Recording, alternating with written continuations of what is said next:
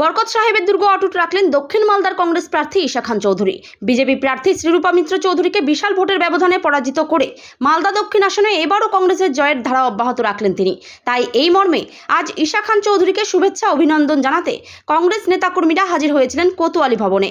দলের জয়ী প্রার্থীর গলায় ফুলের মালা পরিয়ে হাতে পুষ্পস্তবক তুলে দিয়ে মিষ্টিমুখ করে সকলে মিলে শুভেচ্ছা অভিনন্দন জানালেন দক্ষিণ মালদার কংগ্রেস প্রার্থীকে।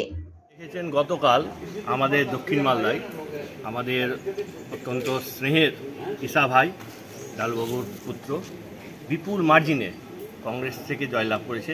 তাকে আজকে আমরা কোতোয়ালি অঞ্চল তরফ থেকে এবং এলাকারবাসী তরফ থেকে এবং প্রায় মালদার অনেকেই ছিলেন, সমগ্র মালদাবাসীর তরফ থেকে আজকে আমরা ওনার এই বিপুল জয়ের জন্য ওনাকে সম্বর্ধনা জানালাম। যে আমি জনগণকে, মালদার বাসীদেরকে ধন্যবাদ জানাতে চাই যেভাবে ওরা আমাকে আশীর্বাদ দুয়া দিয়েছেন।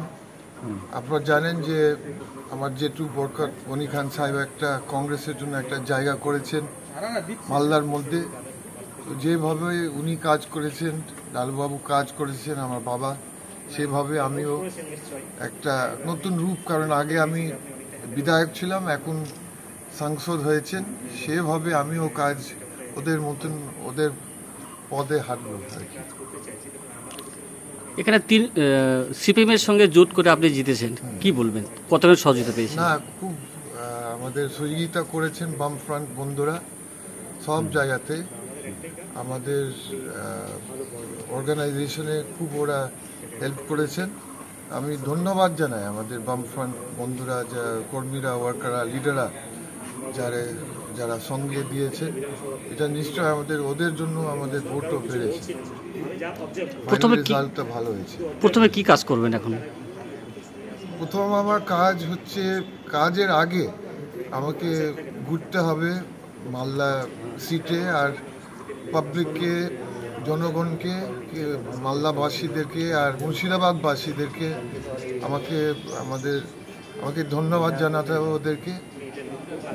আর ওরা যেভাবে ভালোবাসা দিয়েছে, আমি ঘুরবো, প্রত্যেক ব্লকে ঘুরবো আর মিটিং করব বা র্যালি করব জনগণকে ধন্যবাদ জানার জন্য, যেভাবে ভালোবাসা দিয়েছে। যে আপনার এরিয়ায় তো গঙ্গা ভাঙন একটা বড় সমস্যা, তো এই সমস্যাটার সমাধানে কি করবেন?